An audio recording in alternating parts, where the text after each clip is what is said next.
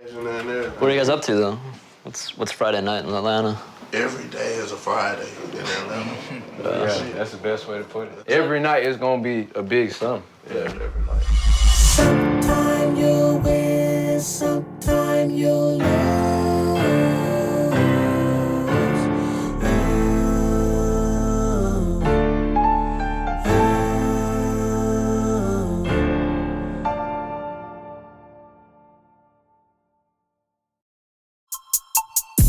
Not to be all behind every good man about it, but as instrumental as trap artists like Rich Homie Quan and Young Thug are at keeping Atlanta on the rap map, the real engineers of the trap scene are the producers, the ones who make the beats that make the songs.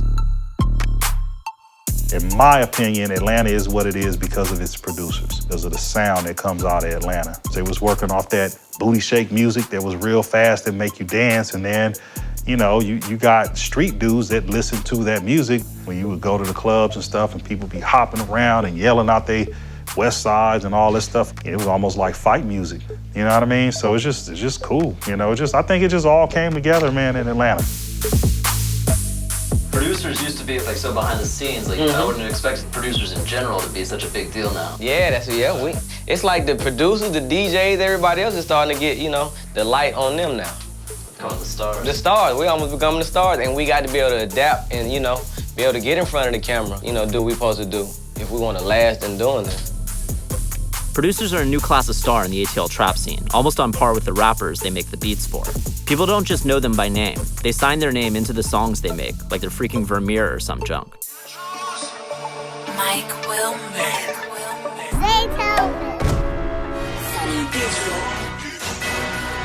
Metro Boomin want some more, nigga.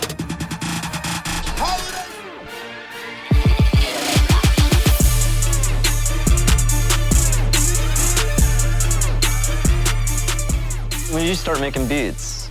I've been making beats forever. Coming up as a kid, I remember going to clubs, you know, doing bad shit, fighting and doing all that crazy shit. And I looked at some of my homeboys that was sitting at home just making beats. I'm partying, listening to their beats in the club. And my shit is stuck on the computer because so I changed up my whole circle. I switched it all up, stayed at home, and just started perfecting my craft. How did you get in with Waka Flocka? Waka, man, we stayed in the same neighborhood growing up. Waka ended up getting on and got my first album placement on Lurkin.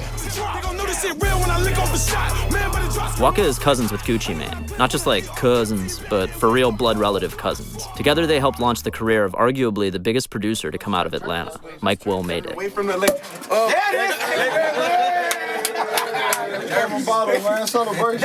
How did you end up running with like Gucci and stuff like that? How'd you guys meet? I met Gucci like in 2005. Like I was at Patchwork, and then I heard Gucci was upstairs, and I burnt the beat CD, and I went upstairs, and then Gucci was walking out of the studio to the lounge, and I gave him my beat CD. I was like, "Hey, bro, I made beats."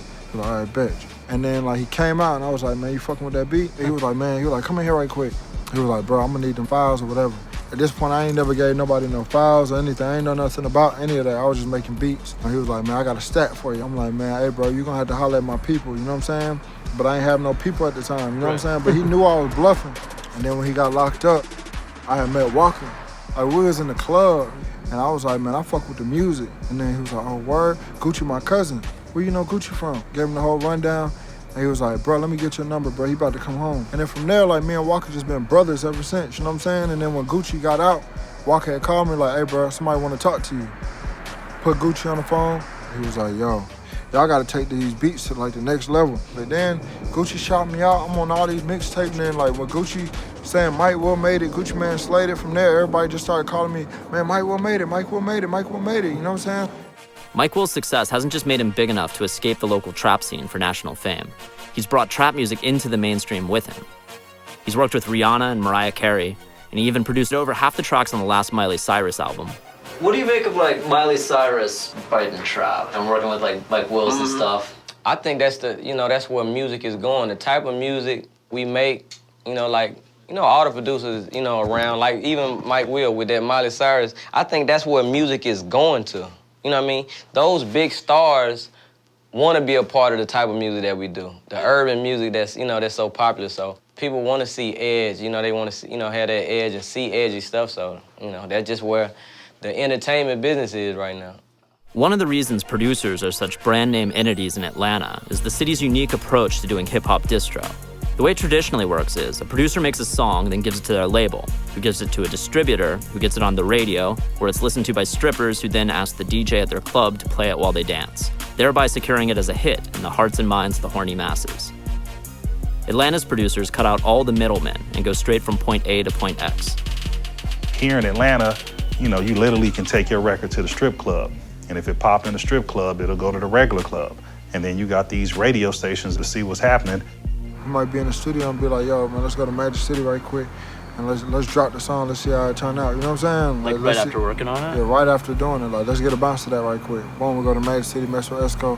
If you're an artist and you want to get your song broke, you're going to come to Magic City because it attracts the artists, labels. Anybody who wants to be in the industry goes to Magic City. If I'm not playing a record Monday night, fuck that record.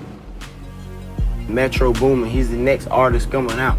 I got him in Magic. Every time he's in Magic, I play nothing but Metro beats. All these songs you're hearing, Metro, he's in the DJ booth for me. He made all these beats. Here, like the artist makes it, gives it to the DJ plays it for the girl. Then if it becomes popular, it's bottom up. They'll do that any day, cause like, man, we fuck with them. They fuck with us, you know what I'm saying? We can just release a song straight out SoundCloud, and the DJs got it the same night. You do that for the hell of it. You do that just cause, damn, you already gotta go there. I remember you should try one. You got the coffee in there? Just made a little coffee That what right you now. just ate? We're gonna go up to Pee Wee Longman's house, which is right around the block in Zone 3. This is Trap House. You want some big milk? You want some of the sauce? All the hoes like Metro Boomin on some more. Pre-gaming with the folks. Getting some peppers. I just got this in the mail. It's my first ever print. So I wanted to open it with you guys, man. That's cute, nigga. Free to walk, man. Man, I want one of them in my house. Yeah. Right when you walk in that bitch, man. This was actually taken in the Shooters in His House music video. I was shooting kind of BTS. When you actually know him, like, he's not aggressive as crazy as people try to portray him, but I know this is kind of what people think. So it's crazy to kind of get a shot like this. I done made a lot of money off Doo Wop, but it was vice versa. Oh, he sure made some money off us. Yeah. He would tell it too. He wouldn't even care. Yeah. What are you guys up to though? What's Friday night in Atlanta? Every day is a Friday in Atlanta. Yeah, that's the best way to put it. Yeah, I was just working on my album, but I know these niggas. Yeah. And like I fuck with these niggas and shit. It's not real. This ain't no shit no A&R can put together or no like label or like you know. I've met so many people who've turned down offers from major labels. I've never seen that in my life. Yeah, right? Yeah. Environment like this, we kicking, nigga. we laughing. Niggas right here You know, it might be drinking, smoke. Yeah, anything is going on. So it's a party in the studio. Like Atlanta, the studio is not.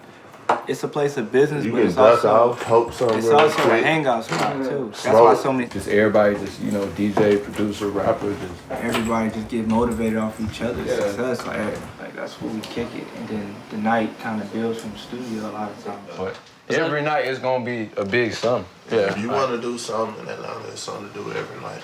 How do you guys keep from getting burnt out with just like the parties and working as much as you guys Niggas don't do? go out that much. No? Nah. But I mean, I do it, but I'm addicted to getting more and more records and more money. So we got the recipe to get more money. Just stay working. Sometime you win, sometime you lose.